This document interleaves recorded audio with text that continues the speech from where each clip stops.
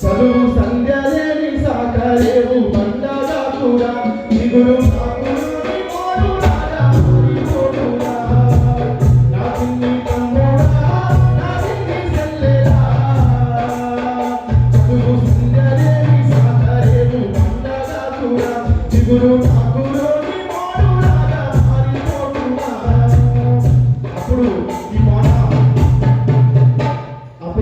హుజరాబాద్ కళాకారులకు పుట్టిన లేదంటే 2006లో హుజరాబాద్ నగరే కళాబృందమే.